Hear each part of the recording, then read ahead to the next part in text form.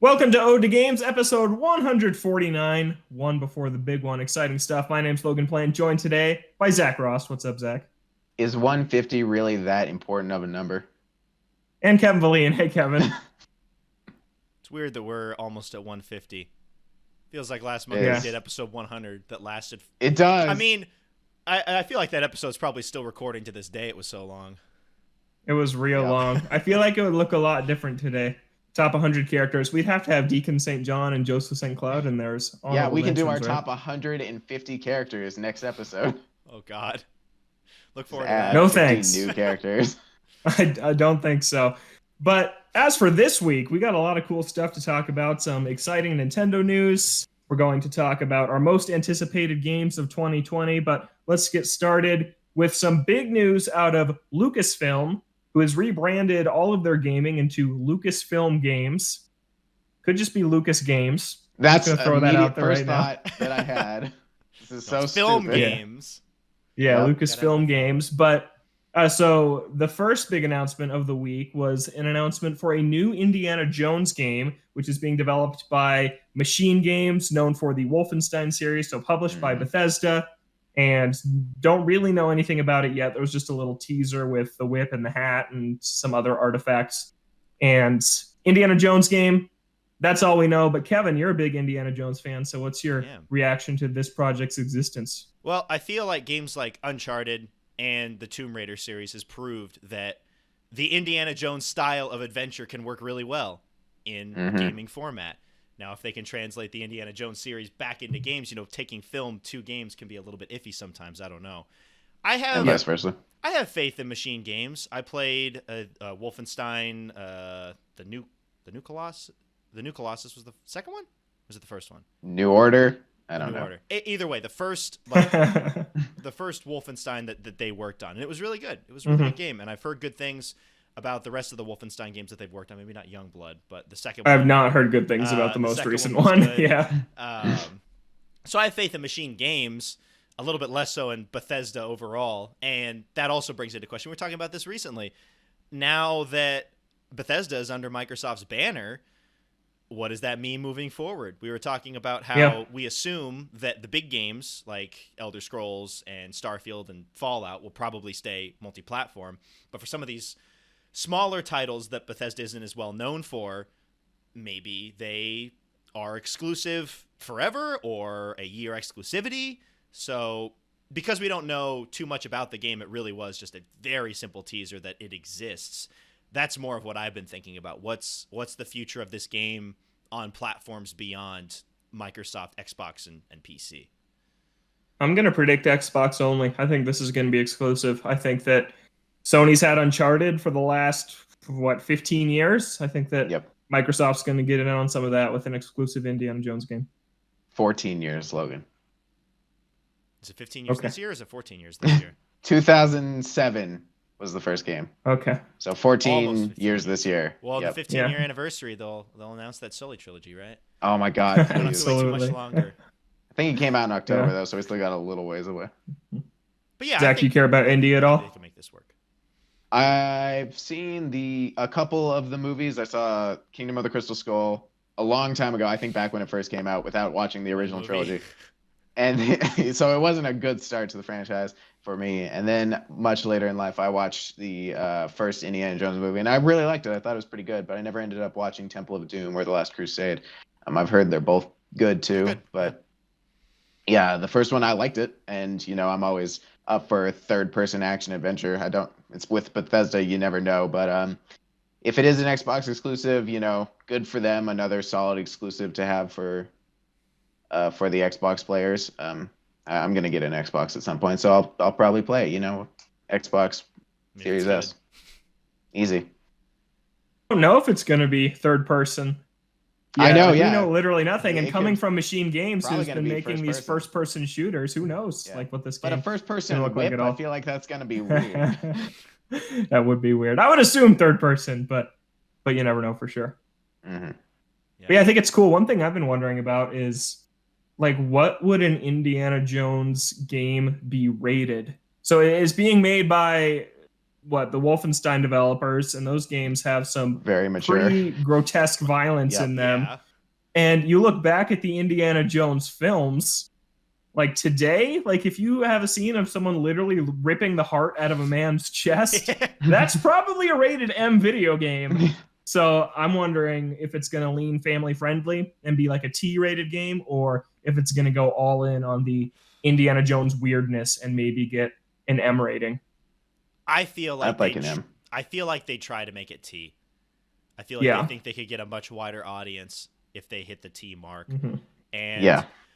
I don't know, Temple of Doom in terms of the movies I think sticks out in terms of just how brutal that film is. And I think after that they realized that was probably a little bit too much for the series. So I think they would probably try and hit it.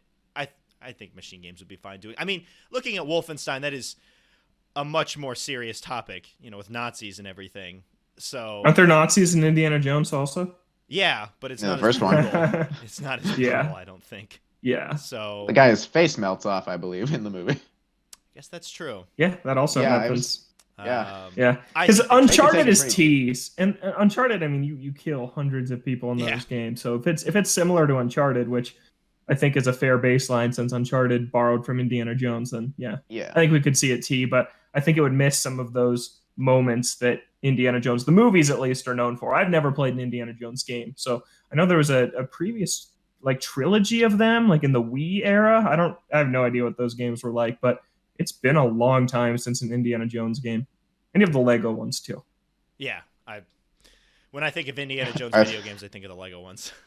Are they rated M for all the blood? I don't think Fair Lego enough. games rated M. God. But there's some other news from this Lucasfilm story, which is Star Wars was in the news a lot. So if you remember, EA signed an exclusive deal to be the sole developer of Star Wars video games, with a few exceptions, like the Lego games and things like that, for a decade. So from 2013 through 2023, it was just going to be EA. And it's 2021. We're only a couple years away from that coming to an end. So Lucasfilm Games announced some new Star Wars projects. The main one they've announced so far is a open world game developed by the massive studio at Ubisoft, developers of The Division and The Division 2. And that's the only new project they announced. But EA confirmed they'll still be working in the Star Wars space as well. So basically, this means that we're still going to get some EA games, Jedi Fallen Order 2, hopefully. And then we're also going to see this property go other places. Kevin, I saw you make a face when I mentioned the studio making the game. What are you thinking? I don't know. You just hear Ubisoft and you just hear open world, and you're like, how generic is this going to be? Yeah. And then, I don't know. Is it going to be a looter shooter like The Division is? Like, I just see all of those pieces come together. Star Wars, Ubisoft, open world, Division looter shooter developer. I'm like, what is that going to turn into? Like, are they going to make an entirely new game not like The Division, where it isn't a looter shooter and it's just like open world like Ubisoft, or is it going to be like that? Probably not. I don't know. I don't see all of those fitting particularly well together. I mean, I worry that it could turn into something like Avengers, which flopped really, really hard, almost right out of the gate. Yep. And that's not really something I want. But I think the silver lining with it is that this is just the first Star Wars project they've announced. Right. There's got to be other ones in the works. And I'm very excited that this 10-year exclusivity deal is almost up, because for the most part, it has not been a big success. I think the only exclusivity deal I can think of that's worse is the Sonic and Nintendo one back in the day. Sonic Lost World, 2014 Olympics, and boom, Rise of Lyric. Yep. Ugh. Disgusting. But you look at Absolutely. the tenure of EA being the banner holders for Star Wars, and you have Battlefront 1, which was really light on content out of the gate, and I think was overall a disappointment. You have Battlefront 2, which somehow was even worse out of the gate, but eventually turned itself into a pretty fantastic Star Wars experience, I think. It's got a lot going for it now. Then you have Jedi Fallen Order, which is amazing. Fantastic game. Squadrons, which I haven't played, but was really well received. So for the last couple of years, it's been good. But for the first 6 or 7 years of this deal, it was just nothing. And then they do have the games on mobile. One of them, I believe, has grossed over $1 billion. So that's been a success for them. But on the console front, they really have just gotten it together recently. So I'm excited that we're going to see Star Wars games go to some new places. Hasn't there been like a dozen canceled titles from them? Yeah, there's been basically more canceled games than shipped games under the tenure of EA with Star Wars, which is just a shame. But I'm just excited to see what other studios get the property, because I think it was a little disappointing reading through that news story. It was like, Star Wars new game, finally, it's leaving EA. Who's it going to? Ubisoft. It's like, oh really? Yep. Like, get excited.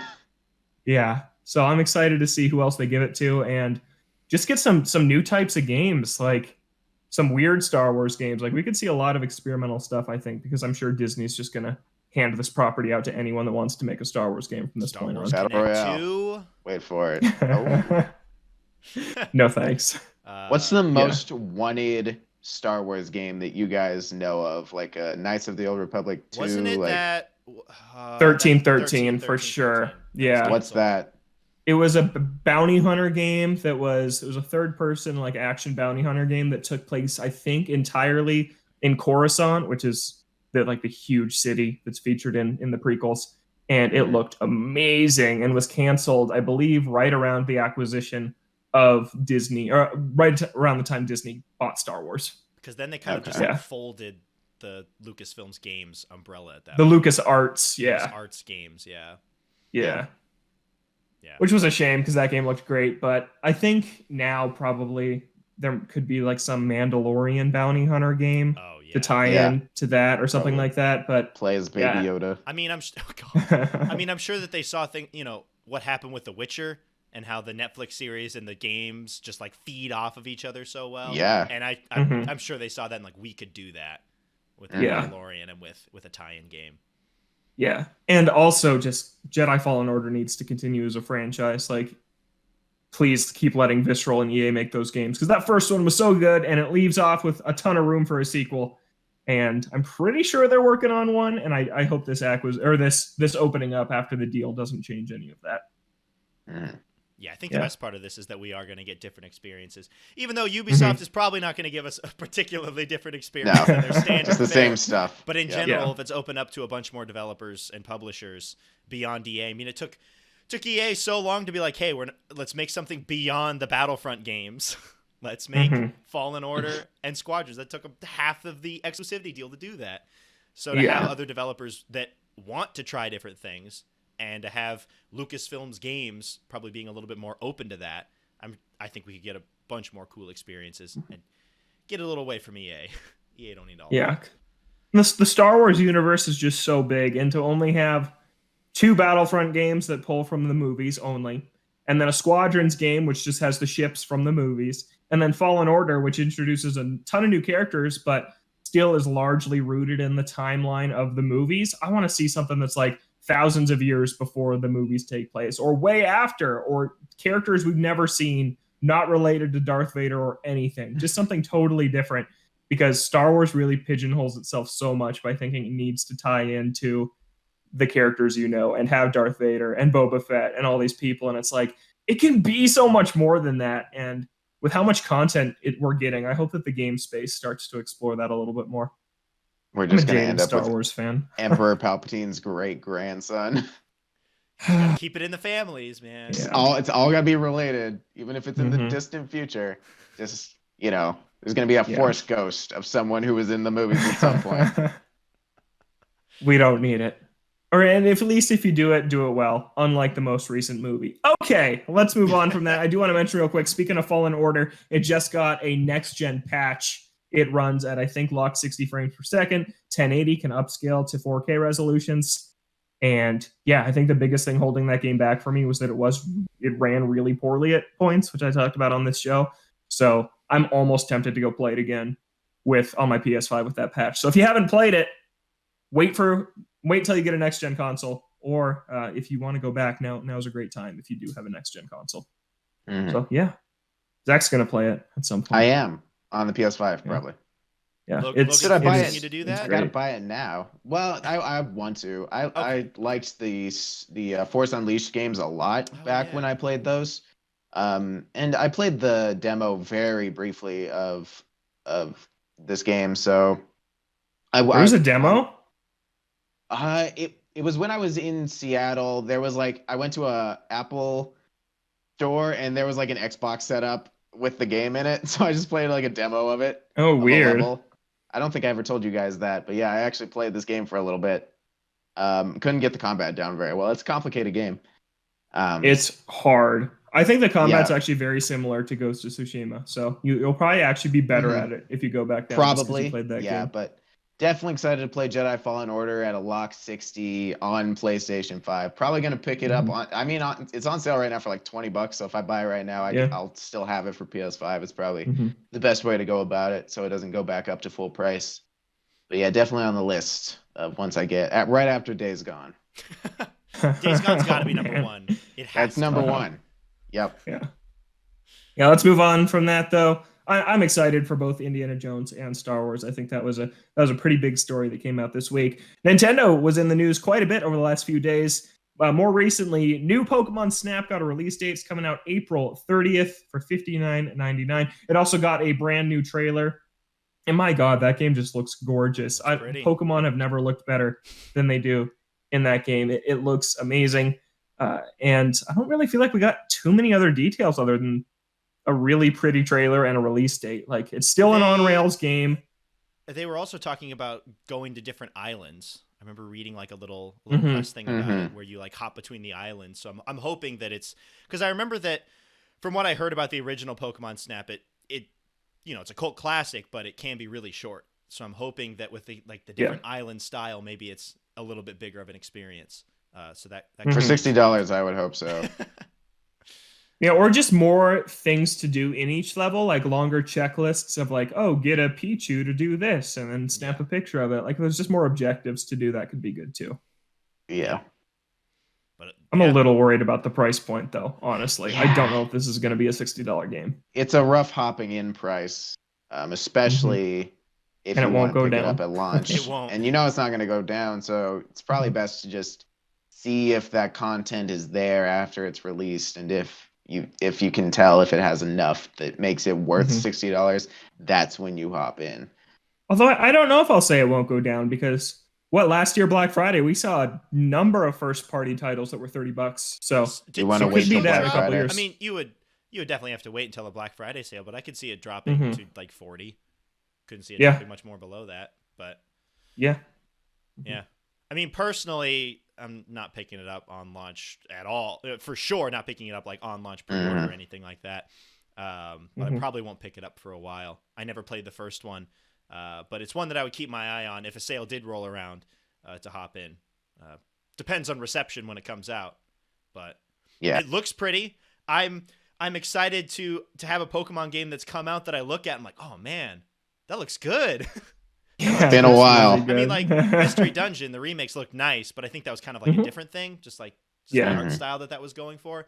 With this, I was looking at, I'm like, this actually looks good. Like, this is what you would, in a perfect world, what a mainline Pokemon game would look like. Yeah. Which, obviously, I don't want to compare because they are very different. Like, this is a very linear, curated experience, and Sword and Shield is also a very linear, curated experience where you walk from road to road between towns. Anyways. It's got the wild area, though. Yeah, you do, which looks bad. But we could be getting the next mainline Pokemon this year. I'm sure we will. But what could that be? New rumor says it's going to be Diamond and Pearl remakes. Oh, please. Yeah, we'll see. And tied into this is a February reveal, which makes sense. They always reveal the Pokemon game in January or February. So I could definitely see that. But I want to get both of your takes. Do you want this? And do you think this is this year's Pokemon? Zach, we'll start with you.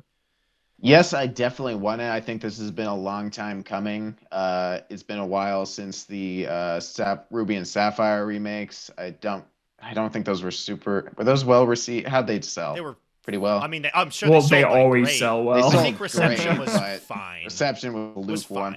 Lukewarm, I think it's smart because this is very asked for in the Pokemon community, because this is where a lot of people started falling off of Pokemon, was around Diamond and Pearl. So they want to go back to the last point where they felt like they really enjoyed Pokemon. And I think I'm in a very similar vein of where this was kind of the start of a decline that was really upsetting. But I love Diamond and Pearl. I think it's peak Pokemon. I absolutely enjoyed putting so much time into Platinum. I would like them to keep elements of Platinum in it, like the distortion world and stuff like that. I know that people were upset that they didn't do an Emerald remake because Emerald's just an improved version of Ruby and Sapphire. So I'm a little worried that they're not going to keep a lot of the stuff that they added in Platinum. But I think this is probably, especially now with the leak, probably what's going to happen this year. And I'm probably going to play it. Yeah. It was weird. It dawned on me the other day that Diamond and Pearl turned 15 years old this year. What? And they came out in 2006. I was looking this up because I saw the rumors. About, wow. When did Diamond and Pearl come out? 2006. We are so old. So going off of that, it totally makes sense. You've got the big Pokemon anniversary, of 25 years, and you've got Diamond and Pearl's 15th anniversary this year. So it makes total sense if you're just going off of anniversaries to be like, hey, here's the Diamond and Pearl remakes. Also, we know we're going to get Diamond and Pearl remakes at some point because they've remade every single game up to this point in the line, and they're going to keep going because they sell well. But when do they stop? Do they remake 5th gen, 6th gen? Like at some point, yeah. Because at some point, those games will turn 15 years old, 15, 20 years old. And the people that grew up with those, like we grew up with Diamond and Pearl, will have the same nostalgia attachment to those games. Yeah. So they'll happen eventually. So it totally makes sense. And the anniversaries line up so well where I feel like they would want to make this happen. Now, my hopes for it, I like Gen 3 a lot, and I was quite disappointed with the remakes that they did. Me too. And Sapphire. And it sucked too because the previous remakes they made, Heart Gold and Soul Silver, are up there with Gen 4. Maybe the best Pokemon game. Yeah. Like, I have so much nostalgia for Generation 4. So in that regard, they'd probably be my favorite. But Heart Gold and Soul Silver are right there, and they're in kind of the same gen because they were around with the DS era. They kind of came out around the same time. So, and you had Let's Go Pikachu and Eevee, which I know is different, but it's also a remake, and the changes they made to that did not interest me very much. I know it's not going to be like that, but if you take Let's Go Pikachu and Eevee and Omega Ruby and Alpha Sapphire as the most recent remakes that they've done, and then look towards this one, I don't know. I'm a little worried about what they're going to do, and what things they're going to keep, what new things they're going to try and do, and specifically, like Zach was saying with Platinum. Platinum is just a better game. I love Diamond and Pearl, but they've got some problems, with the complete lack of Fire-type Pokemon as being the main one. I think that's something that they could fix. But I think the scale with Giratina and the Distortion world was so much cooler than what Diamond and Pearl did with just going up to the top of the mountain and doing that fight. I think that was such a cool addition. And if the way Pokemon goes, I feel like they try and keep things very similar to and faithful to those original games, to the detriment of the updated version that came out later. Like in Emerald's case, they didn't bring back the Battle Tower and any of the Battle Frontier. So I don't know. I'm just worried. The Yakuza Battle Tower? Yeah. So I'm just worried about how they're going to handle it. And this is the first... Ruby, Sapphire, and Emerald I did have a lot of nostalgia for, but I feel like this is the one where it's like I've got a lot of hopes riding on it, right? And this one will crush me way more than Omega Ruby and Alpha Sapphire did if it turns out to be bad, or it turns out that they didn't bring some of the changes from Platinum, or they screwed something up in terms of like accessibility, made it way too easy or something. I think this one would hurt me the most if they screw up this remake. I think Platinum was the game I put the most time into, like hour-wise, because I think I came in close to 300 hours in that game. It's dumping so many hours, man. The Underground, playing with friends. The Underground. It would have to be there. There's no way they could remove that. That'd be like if they removed Secret Bases from Omega Ruby Alpha Sapphire, which they didn't. They better bring that back. I just had a kind of an on-air revelation just now. I've been thinking that the next Pokemon game was going to be Let's Go Johto. I thought they were going to continue that series. But then I was thinking about the sequence of when these games came out originally. And back in the Game Boy Advance era, you had Ruby and Sapphire came out, and then it was Fire Red and Leaf Green, and then it was Gen 4. So that would be, and then it was Gen 2 remakes. So they could be going down that exact same path right now with the Omega Ruby Alpha Sapphire remakes, then the Gen 1 remakes. Let's go. Then Gen 4, and then Gen 2 again. Oh my God. Because I do think we're going to see a sequel to Let's Go at some point. But I mean, it sold well enough that I'm sure they try it again. It won't be Yeah. as good as Heart Gold and Soul Silver by a long shot. No. So I'm going to change my prediction. I was going to sit here and say that I think we're going to see Gen 2 Let's Go this year, but no, I think it is going to be Gen 4. And I'm not only worried based on the quality of the last 2 remakes, but also the quality of the last 2 generations of Pokemon. You could even extend that to the last X 3. And Y was Yep. beyond the graphical overhaul. It was very disappointing for me. Yeah. Mm-hmm. So, yeah, I don't know. We'll see. But Pokemon did take a year off for the first time ever. They had the DLC for Sword and Shield, but that's not as much as building an entire game. So they took a year off in mainline Pokemon for the first time since 2007, right? Because Platinum was 2008. That sounds right. Yeah. Yeah. Did they make Battle Revolution in 2007? I mean, in terms Yeah, of they like, did.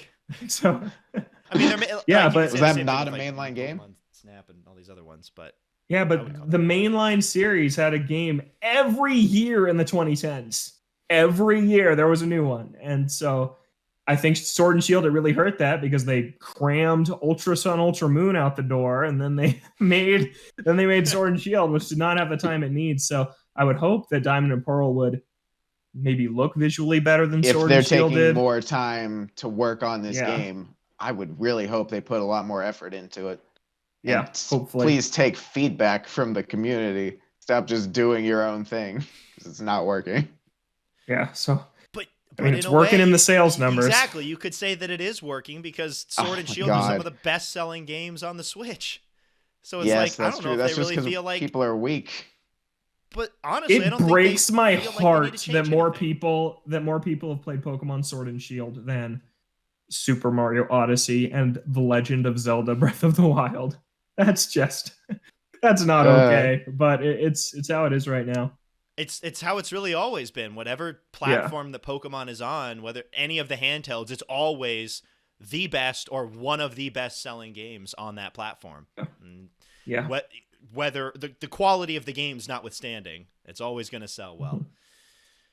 Yep. But So Cau- we'll keep an eye on that. cautiously optimistic. I love those games. I hope Yeah. they're good. I really Yeah, hope me That's too. why people keep buying them. They're just waiting for it to get back good again. Yeah. Maybe this What would one they will be the called? one. What Diamond and what Pearl? Shiny Diamond Shiny. and Shiny Pearl. Okay. Nice. God, I don't know. Radiant Diamond. Like vibrant That's- and something like some form of, Vibrant like, Pearl? glowing or Yeah, something Radiant like Yeah. Diamond, Vibrant Pearl. That sounds pretty good. Yeah, that's it. We did Okay, it. all right. There's our If predictions. that's true, Tack that onto the people are gonna predictions think from we're like corporate spies. That would be awesome. Let's move on to a, I think, much more exciting piece of Nintendo news. Super Mario 3D World and Bowser's Fury got a new trailer, and we finally see what Bowser's Fury actually is. And my God, it looks incredible. It's a big basically is a Super Mario Odyssey Kingdom. It looks like a Mario Odyssey Kingdom. It's single player or 2-player. You play as Mario. Bowser Jr. can be controlled by a second player. I recently learned. Yeah. But it's free roam camera like Odyssey is. You go around collecting these cat shines. The animation when he picks one up is literally ripped out of Odyssey when he grabs a moon. It's the exact same. And the kicker is that Bowser is very furious, and his like black shell is sitting in the middle of the world. And at random times throughout when you're playing through this world, collecting the cat shrines, Bowser just awakens into this huge kaiju Godzilla-like Bowser, and the scars go dark and the rain pours down, and you have to basically race to a Super Bell power-up to get him back into hiding. And once you collect all the cat shrines, you challenge Bowser Challenge as Mario. Super Cyan Cat Mario. Yep. And it looked Massive amazing. Mario. Bowser's He was design very is cinematic. so cool. the gameplay looks great, and I'm super excited about this bonus mode. What do you guys think? I was just watching and I was like, I kept forgetting that it wasn't Odyssey. Like I just saw like the only thing that I saw that wasn't Odyssey was no use of the hat. Everything else I was watching was just like, this is Odyssey. And we were, you know, we've been wanting a sequel to Odyssey for some time, and I feel like this could be a really nice piece to have while we wait for whatever is next for Odyssey, or I guess if they want to do something new. Like this looks like it captures a lot of what made Odyssey great, and is a great addition to what is an already great game. And we've talked about it before with Wii U games. It's like, you know, it'd be nice if you add substantial content, and that is what this looks like. It looks really good. And I'm guessing the length is going to be about the length of an Odyssey Kingdom. In a press release from Nintendo, they said it's like a short adventure. Like they're kind of selling like it's not going to be that long. So if I get 3 hours out of this thing, 2 hours, like 2 to 3 hours, honestly, I'm happy with that because it just looks so quality. Like it looked amazing. Zach, what do you think? I think graphically it looked phenomenal. I wasn't expecting it to look that good. I haven't started my 3D Mario journey, but I'm excited to end up at 3D World because, oh my god, it looks super good. And I never played the Wii U version, so I don't really know any of it, let alone the Bowser's Fury additions or what's going to be added to the game. But I'm just excited to hop into it. It looked better than I expected, and seeing giant Cat Mario versus giant Ink Bowser, that's just that seems unique. Yeah. So I'm excited with what they're going to do with that. And Bowser Jr. as a companion is just really cool. That was unexpected. Yeah.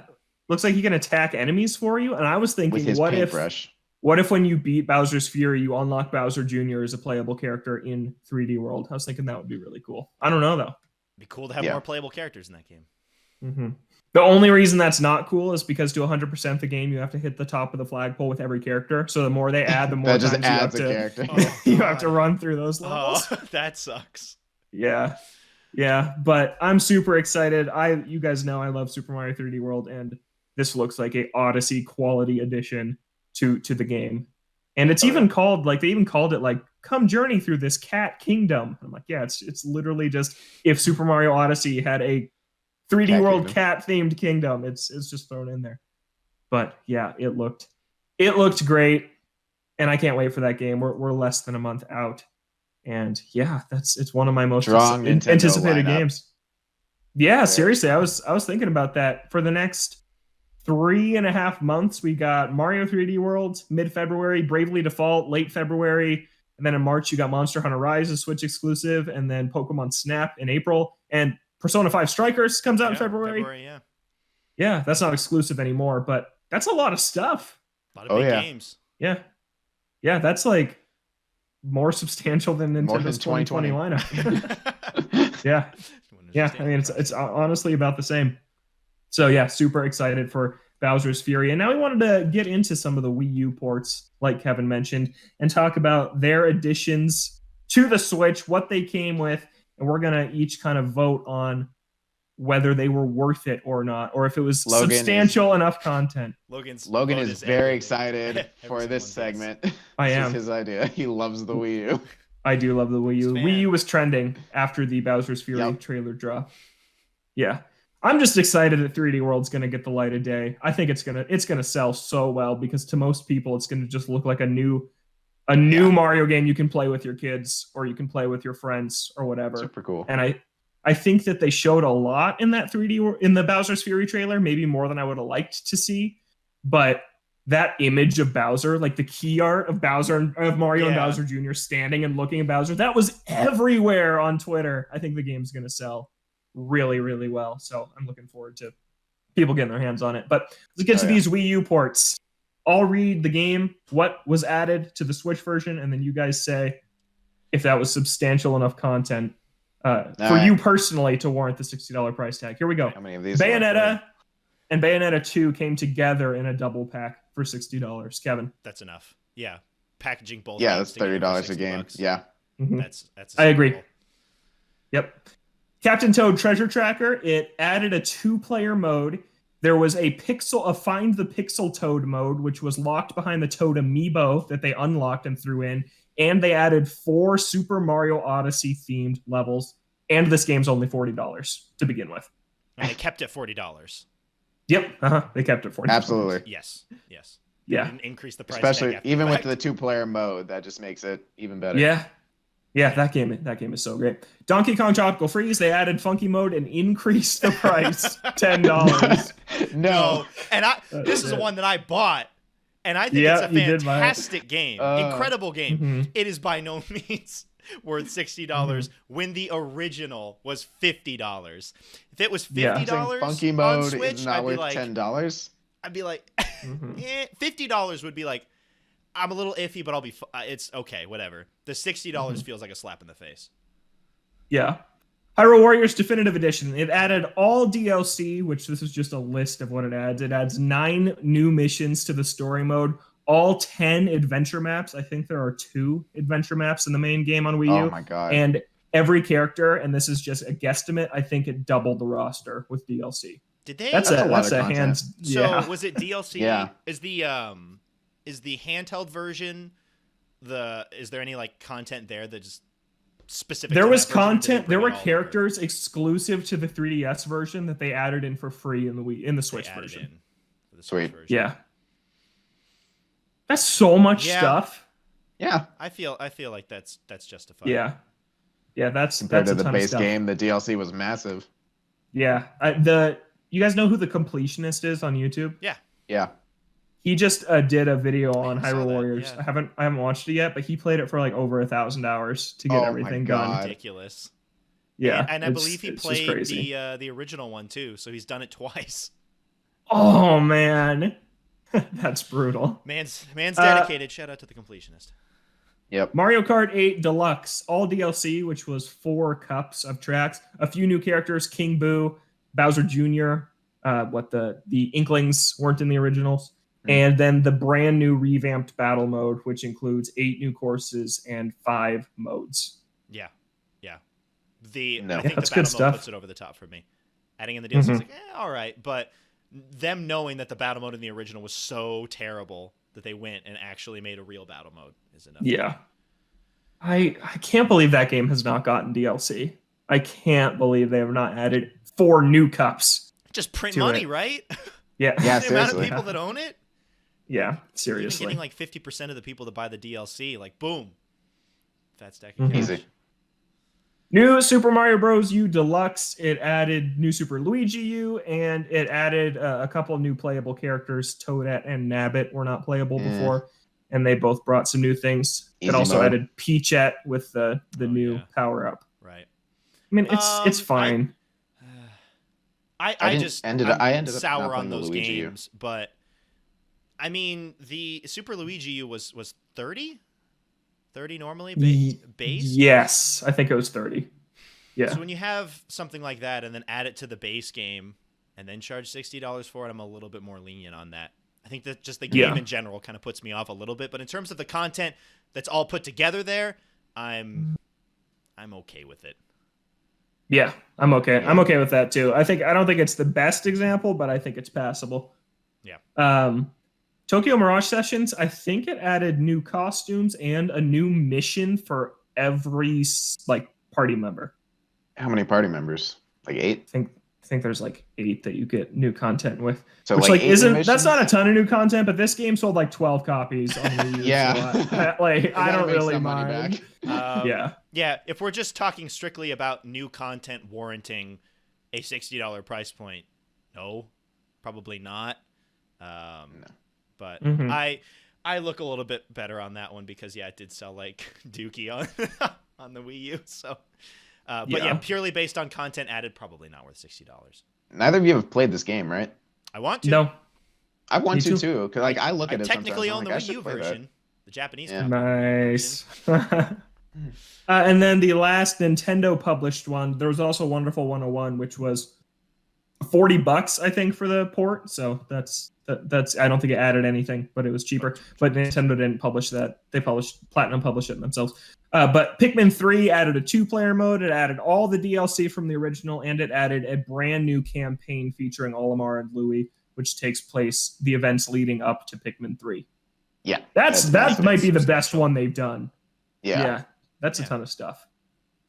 So overall, I think that we voted yes on most of these. How did Pikmin 3 sell? is the one that is the most egregious. It's the only one. I think all of the other ones are either, and Tokyo Mirage Sessions is also kind of for the same price is a little much. But I feel like all the other ones either tread the line where it's just like, this is fine, or they add substantial content where it's totally worth it. Mm-hmm. Or Logan, packaging games together or DLC together. Yeah. Is Pikmin 3 doing well? Did it sell well? I feel like we will know. I think we'll know more numbers on February 1st.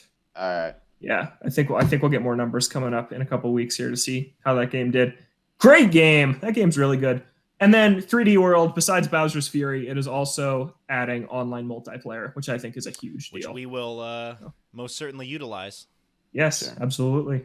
So there's your look down Wii U memory lane. That was good. We wanted to do that for a while, so I'm glad we did that.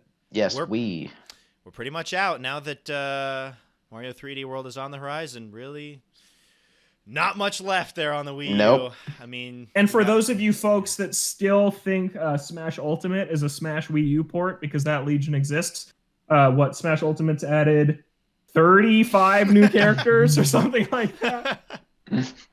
60 stages. So I'll let you be the judge. I feel like that's a decent the people who think that game is a port. Yeah, man. All right, but that's it for the news and a little Wii U bonus there, Kevin. All right. Or Zach. Zach, you've got your segment. Hit it up. This is my new segment, also known as What We Have Been Playing This Week. It is my new segment, so I've started by playing 1,000 games every week just to talk about them. God. I will say it every week. You're a robot. You're like an android. I don't know how I do it. There's more this week than there has been in a while. I should probably go last. So we'll start off with Kevin. I know Kevin just plays the same thing every week, so we'll check in with him. We're getting close. Yakuza Like a Dragon. Close? Tell us. I'm on the final chapter. Just reached that earlier today, and I'm right before the final boss. You get to that point where all the characters are like, "This is it. There's no going back," and I'm like, "Okay, time to go grind." Yep. Because when you get to that point, it also opens up a new dungeon. And talking with Zach before the show, that is the place to grind. They've got metal slime-esque enemies that you can run into in there to get a bunch of extra XP. So I'll rip in there and do some grinding on that. Some other extra side content. For whatever reason, with the Dragon Kart side game, they lock the final cup behind Chapter 15, which is bizarre to me because you don't have to worry about levels. It's not like you're going to face a guy and like get stomped by him because he's such a high level. And the game doesn't care about that anyway because it does that to you anyways. So that was kind of weird. Now that that's open again, I hop back in, did another rival race, and I'll probably do the last cup and finish that off because that's a lot of fun. Man, I will say that, this game has some crazy level jumps. Like I finished, which is what we heard before you started. Yep. Like two really massive ones. Well, yeah, maybe because 3. Because you have the one that me and Zach were stuck on for a little while. I got past that, and then I got to another boss fight, which was really cool, by the way. Really cool boss fight. But was also brutal. Like, it was super hard. And then after that, I did another boss fight, and that was fine. Like, man, it varies. It's very weird. And now, according to Zach, the level jump is once again present for the final boss, so definitely have to get into the low 60s before challenging that. But hopefully I'll get lucky with some of those vagabond enemies that drop a lot of XP and stuff, and have this story done by next week. I'm hoping. Hopefully. I've got so many other games that I want to play, and I got to get back to Spirit Fair to beat that. But I got to beat Yakuza first. So I've been playing that. Hopefully next week I'll have final thoughts on the story on that. And then one other one, Stardew Valley, hop back into the new update on PC with some friends. Haven't gotten into a bunch of the new content, but we decided to do the remix options for both the bundles at the community center and the rewards in the mines. And the rewards in the mines, really cool. I just really like getting to those floors, and it's like I'm playing it for the first time again because I don't know what what is going to be in there. And it'll be like, oh, it could be something really good, or it could be something crap. I don't know. But just having cool. that like surprise has been really cool. But I think the big thing is the community center, because that's such an integral part of the game. And if you played it a couple of times and you finished it before, you know what it is. You're like, all right, I need to have these done by this point. I need to have all of this done. I know what comes after this. You know what's going to be coming. And so you can just set things accordingly. Here, every time that I unlock a new section of the community center, it's fun to go in and be like, all right, what's new this time? Like it's not just like a little bit different. Like, oh, instead of like a cabbage, get this. They have like entirely new sections. Like one is get 500 pieces of sap and donate that. There's a bunch of new items for the community center. So that's been really fun to change up how we play and to make the game feel really fresh again. I think that's a super cool addition. And you can also mess with the settings even more to make it so it's completable in the first year or not. Like some of the items may not show up until the second year, and you can decide if you still want it to be technically completable in the first year or not. So I really appreciate how many options there are with the remixing options and trying to make it feel like a really fresh experience each time. And I know there's a bunch of new content that we haven't even gotten to yet. We are just finishing up spring of year one, so we haven't gotten super far into it yet. And I'm really excited to get to the other content, but just the remixing options is already super cool. Like I love those new additions, so I'm excited to get to the other new content, like the new buildings, some of the new characters, new areas. These updates are huge. They're crazy. It's like an entirely new game. This one and the multiplayer one, I think, are the two biggest ones to make it feel like an entirely new experience again. Yep. Yeah. Cool. Yeah, I gotta hop back in. You got to do it. Entirely new community center. It's so good.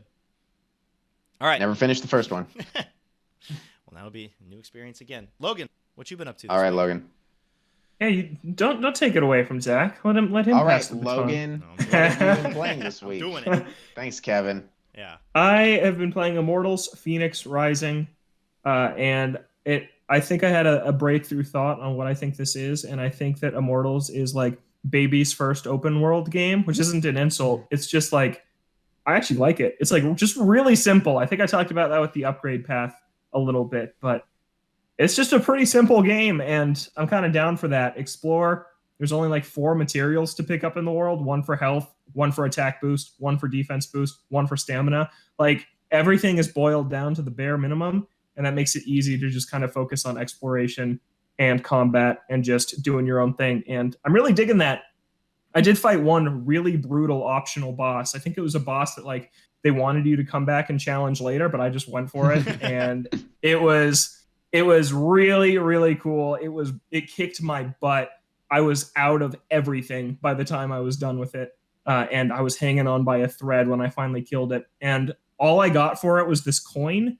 And it's like, you need 3 more of these coins to unlock something really great. I'm like, oh. So I think in each region, there's one of these just brutal optional bosses that I have to go fight. But yeah, I'm enjoying it. The main missions are fun and varied. There's this one where you have to like roll a ball from like one side of the region to the other. And, like there's all these puzzles along the way, and it kind of feels like a dungeon, but you're out in the overworld when you're doing it. So that's really cool. Yeah, I'm liking it. I don't love it. I just like it, but I think that's fine. I think like Kevin was saying, that's a Ubisoft game. Ubisoft experience. Yep. Yeah. Exactly. Yeah, but I do think it's gorgeous. Like 60 frames per second looks great, and when you're flying, when you're gliding, and you just like the further the draw distance gets, everything like has this watercolor texture, and it's just a really, really cool art style. So yeah, it's just a fun world to romp around in that's not too complicated. And then the other stuff I've been playing with Zach. We, after 3 long years, finally completed Monster Hunter World. We're done. Based on our standards. How does it feel? It feels good. Yeah. A little empty. Withdrawals for sure. Yeah, I don't know, definitely withdrawals. I can feel that because it's like you get that from like a normal length game or like a TV show or yes. something. But a game that you sink like 300-400 hours into over the course of a couple of years, I feel like that's kind of a different experience. But I think we had a pretty epic final night of Monster Hunter World. We grinded up to the appropriate rank for me, and we went in and we said goodbye to all 6 major areas. So we did one final mission in every location, talked about our favorite hunts in each area. And then we did the last mission. After we beat it, we went and laid in the hot spring, took a bunch of final pictures with our cats. Of course, and do it. Then we closed down the game and uninstalled it from our systems. Yep. We're done. And what an experience. I think we got to do some sort of ode to for its 3-year anniversary coming up here in like 2 weeks, just to talk about it one last time. About 300-hour discussion. God, oh. Every hour. Yeah, but it was great. I love that game so much, and really cool finish. Just having that quest you get for getting leveled up really high, and then everyone wants to talk to you to congratulate you for being like the best hunter there is, and yeah, going sitting in the hot spring, arm wrestling for the last time. It was a ton of fun. Logan never was able to beat me at arm wrestling. Which is I beat sad you once. One time. Yeah, but beat you one time. And then I told him that I let him win, and he didn't believe me, which I thought. I'm choosing not to believe you. All right, I'm gonna take the victory. Dub, you know? I didn't even touch the button, because if you don't touch the button, it still acts like you're like trying. Right, like I was Sonic like Forces. I was like on my phone reading Twitter. It was funny. Yeah. But Logan deserved the win, so I'm glad he got that. But yes, definitely bittersweet. It felt good to finally put that game down for the last time after putting over 400 hours on my part into that game. Yeah. Just great. And we went through some serious withdrawals to the point where I kept telling Zach we needed to play the Rise demo. We need to play the Rise demo. And we did! Earlier today. How was that? It's good. We love it as much as we thought we would. Yeah, it's really good. There's a couple of big changes. The first one is the wire bug, which it was in that reveal trailer. It adds all that mobility. It's basically this tether you can just latch onto the air and use like a grappling hook, but wherever you are. And it unlocks some really cool mobility options. Each weapon has a new move that uses the wire bug, which we were both kind of experimenting with our main weapons. And that was really cool. But I was most happy with how good the game does look and run. I think it runs great for being on Switch. Like, there are some frame drops when there's multiple monsters on screen going at it, but other than that, I think the game looks really good. It looks a lot better than Generations, which is the up-res 3DS game on Switch. Yeah. So, like, it looks closer to World than it does to Generations, which I think is the best you can ask for running on Switch. So that was really cool. The new area is really cool. Most of the quality of life improvements from World are still there, like being able to drink potions while you're running around instead of having to stop and drink them. And then in Generations, they like celebrate after they drink a potion, and it takes so worst thing long. I've ever seen in any video game. Yeah, it's horrible. And like whetstoning, sharpening your weapon is infinite uses. It's not consumable items like it used to be. So it just feels a lot like World in a good way, but also with some meaningful additions, like mounting the monsters and riding them around and like actually like attacking using with them against each other. Yeah, it's so cool. And yeah, we fought 2 monsters. We died a number of times against the second one, and we're like, shoot, we don't have our god tier equipment anymore. The 2 quests available in the demo, one is a beginner quest against a great Azuchi, and one is an intermediate quest against a Mitsuzune. And the Mitsuzune had like these 2 attacks, like a bubble attack that made you very slippery, like you would actually slip and slide around, which was super annoying, and then the water blight, which messed with your stamina. But one of my biggest complaints about Monster Hunter Rise is having to go around the map and collect buffs before every fight. So there's health bugs, defense bugs, attack bugs, and stamina bugs, and you have to collect like 10 of each before you're like fully decked out to fight the monster. So what we were doing, we didn't even bother. We just went to fight the monster underpowered, because I think that's something that they shouldn't have added. It's really annoying and boring to just go around for like 10 minutes finding all these bugs just to make sure you're optimized for the fight, and you have to do it every time you fight a monster. I just don't think it's worth it. I think it's really annoying, but it is a new addition.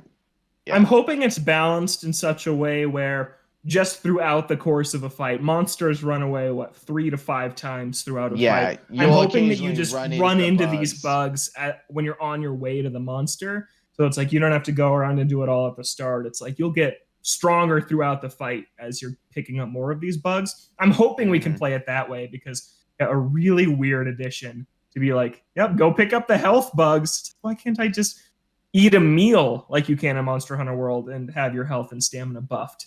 Like, I think that's a really weird decision, but I think that's my only gripe with the game so far. So far, yeah, that was the biggest thing that I wasn't a fan of. Other than that, everything is I love it as much as I would expect. Yeah, and especially the traversal to is the just weapons. So cool. And the Palamute, we rode our pups for the first time, and riding around on the addition dogs of is dogs awesome. into the game as well as cats that you can ride. And there's like this weird tactic because these dogs drift. Which I didn't know, but Logan mentioned that these dogs drift, so I started drifting, and then I just found this technique where if you hit the drift button but you don't drift, he just like sonic booms in a single direction, and it's like the most optimal way to travel. He goes so fast. Yeah, he tears through the world. So it feels like an exploit. You get a boost after you drift, and like you see like the wind going through, like on the screen. But if you just hit that button for like less than a second and then let go, he'll like rev up and just blast off. It's crazy. Yeah, it's awesome, and I hope they don't change it because it's so good. Yeah, but you can get from great. one side of the map to the other instantly. Yeah. Yeah, it scratched the itch. I did not expect to feel such a withdrawal after beating World, but I did. And yeah, he was bugging me nonstop. I was like, you need, because he doesn't have a Switch with him. He doesn't have a Switch, so he had to borrow someone else's Switch so we could play the demo today. Jeez, you gotta get your Switch, man. I know. Yeah. Get that back. Yeah. All right, but it's great. Only a couple months away, and that's all I've been playing. Is that everything? Well, that's a good segue. You knocked off a couple of things on my list, both Monster Hunters. I beat Yakuza Like a Dragon, so unlike Kevin, I'm actually finished with the game. The final boss did require a little bit of more level grinding. There was a gap where he had a one-hit move that just absolutely destroys you if you're under a certain level. But once I grinded a little bit, sometimes his one-hit move didn't even do damage to me. So I don't actually know what was going on there. Did you just get really unlucky a couple of those times? I honestly don't know.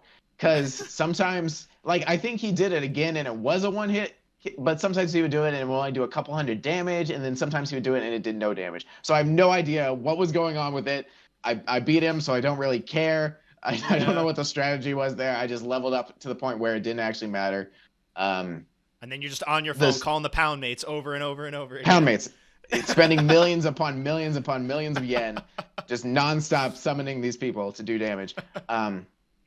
So overall impressions of the game, absolutely loved it. The story was the highlight. It was a fantastic story. I fell in love with every character in the party. I didn't think I would fall in love with some of those later party members, but I actually did, especially after doing their bond stories in order to raise their bond. Did the bond levels for everyone? I did everyone's bond stories because one of the nice things about Yakuza Like a Dragon is once you raise a character's bond, they level up for the most part, even when they're not in your party. So you can keep them pretty much level with the rest of your current party if you raise their bond. So that's a good way to do it. Man. At least it's but at least it's an option. And it incentivizes you to get to know these characters better. Because I don't know if I would get to know some of the later characters, go through their entire stories, but I'm glad that I did because I wanted them to level up just in case I needed them near the end. I pretty much stuck with the first 4 party characters the entire time because I'm that kind of person. Jeez, but man. I have abandoned 2 of them. Wait, which one other than Adachi did Namba. You abandon? Namba's been sidelined for forever. Dang, and Adachi too. Sucks. Once I got those other party members and I found, I don't know, I think one of them, he just has way more range in what he can use. He's got like his fists, he's got knives, he's got guns, he's got electric attacks, and one of his fist attacks is just like way OP for some reason, despite the fact that the MP use is low. So like when I got characters like that, I'm just like, see ya Namba, see ya Adachi, you're gone. Like, get out. Once I find something that works, I'm just like, all right, trying to level it up as much as possible just so I can optimize it. But by the end of it, I used attacks that were like AoE, attacked every member of every enemy at one time. So I would just like spam through these fights of like all these enemies and just like get over in 2 rounds. Yeah. So that was fun. That's how I would grind. The combat, it had a few issues. It's a good start to the turn-based system direction that they're heading, but overall, I really enjoyed it. I thought it was diverse, especially getting into the different job systems and managing your party and the leveling up. The level gaps were issues at times, but it's fine. Amazing side stories like the Yakuza games tend to have. So just overall, a fantastic Yakuza experience. I recommend playing the other Yakuzas first because, like I said, at the end there is a lot of references that you probably want to know going into it. After playing the first half of the game, I was like, you don't need to play the other Yakuza games, but then they just throw the reference after reference at you. So it's probably best to do it, which is fine because all the Yakuza games are pretty great. So you probably won't regret doing it. And they'll be widely available they're like on Xbox and $5 PC a piece. Yeah, and they're cheap. They're so cheap. So just pick them up. Yeah. Loved it. Absolutely loved it. Excited for Kevin to finish it so we can talk about the end of the story because I thought it was so good. We'll have to do our own little spoiler cast by ourselves on that. I know, yeah. We'll do a spoiler cast of every. We'll just go through the Yakuza series and talk about what we loved from each game. We should do that at some point. We absolutely should. Yeah. And then after that, so technically the first game I beat of 2020, or 2021, sorry, wrong year. 2021 was Yakuza Like a Dragon because I had gotten through 99% of it, and then January rolled over, and then I beat it. And then right after that, for some reason, I think it was because Logan was like, I bought Soul Calibur 6. I got back into Soul Calibur 6 just because I didn't want to be underpowered just in case he wanted to fight me in Soul Calibur 6. So I hopped back. And which is weird because this game came out 2 years ago, and I've been a huge fan of the Soul Calibur series my entire life. And I only ever put a few hours into this game and then put it down forever. So I picked it back up, and I finished the story mode, which was very short. The story mode's only a few hours long. I'd put like an hour into it, amongst other things that I did. But I put another couple hours into it, finished the story mode. The credits rolled. But the nice thing about it, it's hard to complain that there's a short story mode because there's a bunch of different kinds of story modes, because there's a main story mode for the main character where you play as a few different characters, but mainly the story of the main character, Keelik, who is the character that I main. So it was actually very convenient because I knew all his moves. So I could beat the story fairly easily. And then under that, you have story missions for pretty much every character in the game. And it's like laid across this timeline of at what point and what year they're fighting, and their fights take place and their little stories. And these little stories only take like 30 minutes a piece, but it is a good amount of content, and there's stories for every character, just in case you wanted to play a story for your favorite character. And then on top of that, there's a custom character story where you can make a custom character in any character's playstyle, and it's called Libra of Souls, and you just have a story mode for that specific character, and I've barely delved into it. I haven't touched it since I first played the game, but it's got a lot of custom options, and that's where most of the story takes place. So that's something I also want to dive into because I remember it being pretty deep. So I want to get more into that and explore what that's like. And then, other than that, it's a solid fighting game. Way better than the last Soul Calibur to come out. Soul Calibur 5 was a letdown. This one is just basically a remake of the first game story-wise. So nothing innovative with the story, but just a solid fighting game overall. And then after that, I was deciding what to... Just keeps going. There's all this content. And then after that, and then after that, and then after that. But I was deciding what to play next, and then I saw on the PS Plus games for January... Shadow of the Tomb Raider was free, and I had played the 2013 Tomb Raider reboot and Rise of the Tomb Raider. So I had played about an hour of Shadow of the Tomb Raider when it first came out on a friend's PlayStation, and just never went back to it because I was, indifferent on the series at that point. I have very mixed feelings on the Tomb Raider series. I think they're all solid games. They're all good. I think they're pretty run-of-the-mill. They look gorgeous, especially Shadow of the Tomb Raider looks very good. I liked the first one a lot. And then Rise of the Tomb Raider, I thought was extraordinarily dull. It left no impression on me. Like, I forgot every story beat. I had to like go back and look up the story because I didn't remember any of it. And I think that happened to a lot of people because the sales for the first Tomb Raider were like over 11 million, and like it took so long for Shadow of the Tomb Raider to get off because I think so many people fell off after Rise of the Tomb Raider. Because Shadow of the Tomb Raider like currently over 4 million, but it took it a long time to get there. So I think that what I went through happened to a lot of people. And after playing Shadow of the Tomb Raider, I liked it a lot. I think it's my favorite out of the three. It's very similar in terms of gameplay to the other two. They don't really innovate a whole lot or add a lot of stuff. It's solid gameplay for those action adventure type games like we were talking about, like the Uncharted series, stuff like that.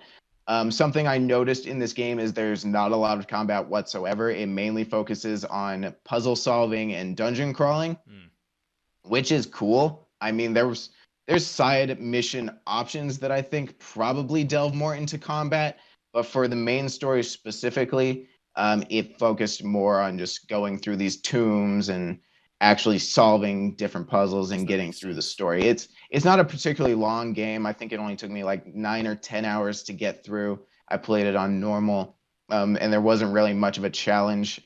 There was just like one combat area, and I like it because in some areas they just take your weapons away and they're like, just make it through this area with no weapons, see if you can stealth through it or if you can beat them all in hand-to-hand combat, stuff like that. So I thought that was cool that they nerf you at points to give you different options of how to go about playing it. I thought the stealth in the game was pretty good. One thing it does that I haven't seen very often is like you can cover yourself in mud and then like stick to mud walls to like hide from enemies. So I thought that was pretty cool. Yeah, that's something I hadn't seen from any other video game. So I thought that was awesome. This is the last in the reboot trilogy. I don't know if they're making any more. There's like 3 different timelines of Tomb Raiders, and this is its own special one. So I don't actually know what the future of this series is going to be. I hope they make more because this game has, put me in more of a mood for Tomb Raider. I think that the girl who plays Lara Croft does an amazing job. So I'd be happy if they made more, but this one I thought was just a solid Tomb Raider. If you're interested in the series, I think they're all fairly cheap.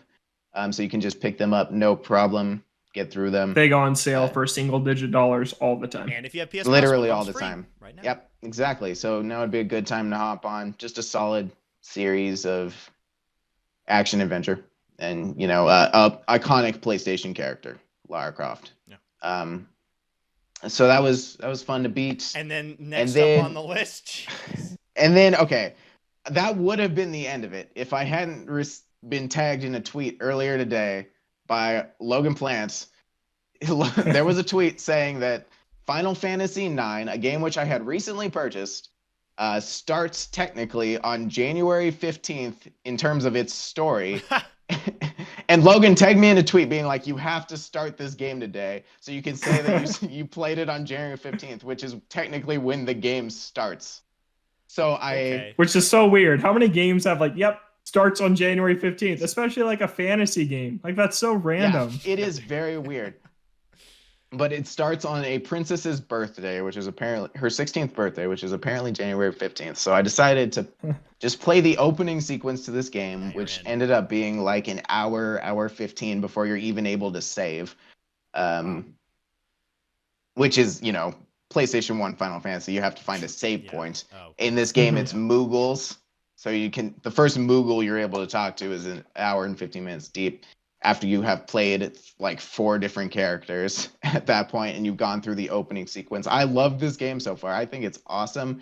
The writing is really funny. There's a lot of comedic moments. The characters don't take themselves very seriously. They look very cartoonish.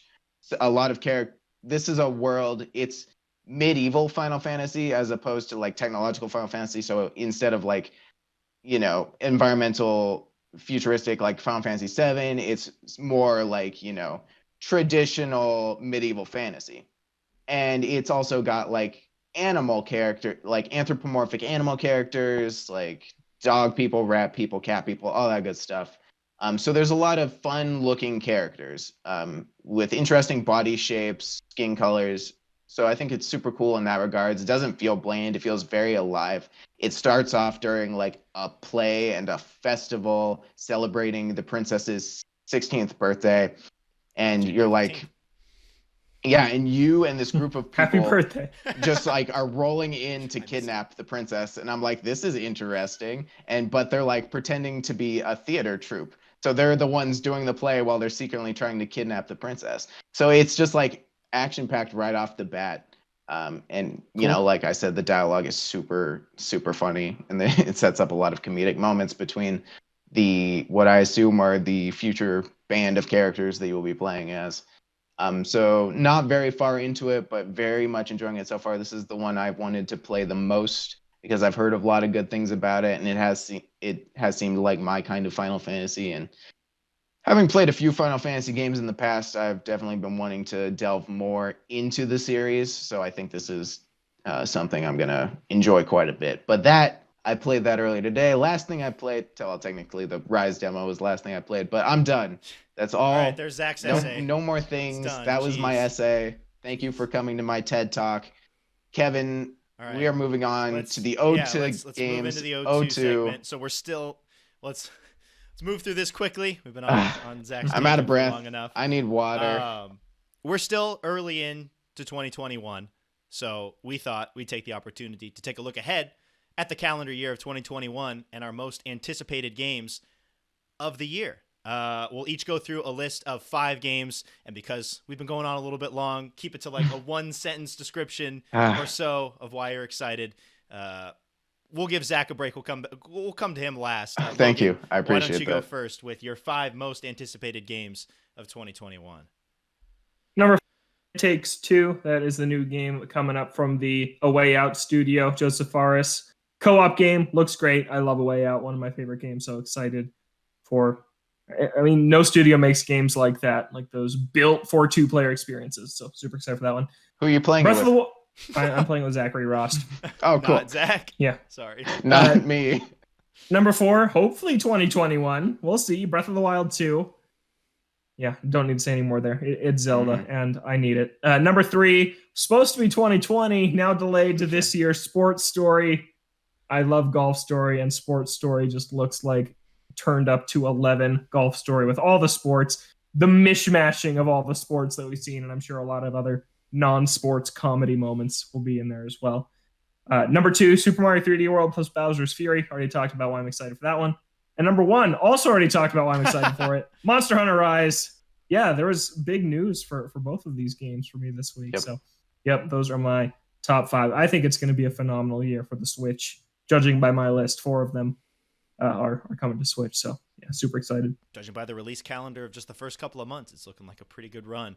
If we get Yeah. Diamond and Pearl remakes, if they're actually good. All right. My most anticipated games of 2021. Number 5, Persona 5 Strikers. The Western version is coming out this year. Month away, February. I love Persona 5. Still need to get back into Persona 5 Royal. It's not one that I'm going to play right away, but from seeing some more gameplay of it, it looks like a game that could get me into the Musou style of games with its Persona influence. So I'm optimistic about that one. Number 4, Nier Replicant version 1.22474487139, the remake of the original Nier. I fell in love with Nier Automata, and I've heard good things about the original Nier as well, so I want to give this one a try when it comes out later this year. Number 3, Super Mario 3D World plus Bowser's Fury. We talked about that, but I'm just excited to play this game for the first time, as well as experience the new content that's coming in that looks like Odyssey. Number 2, Horizon Forbidden West. I love the first game. I love the first Horizon. I'm excited to see where the story goes in Forbidden West, and it'll probably be around the time that I get a PS5, so it'll probably just be a big event for me in general, having a PS5 and being able to play Horizon Forbidden West in the spring, early summer. And then number 1, we still don't have a Western release date for this. This is the Japanese release date, but Rune Factory 5 comes out this spring. Love the Rune Factory series. I'm really excited to see a new Rune Factory game for consoles. It's the first one in a decade since the Wii and PS3 era, so I'm excited to see what they can do on consoles again for the first time in a decade. I love the Rune Factory games. All right, Zach, did you get enough of a break? Okay, I'm ready. Coming in at number 5, we have It Takes Two. Like Logan mentioned, from the creators of A Way Out, one of my favorite gaming experiences of all time. I'm just excited to play this with Logan. It looks fun.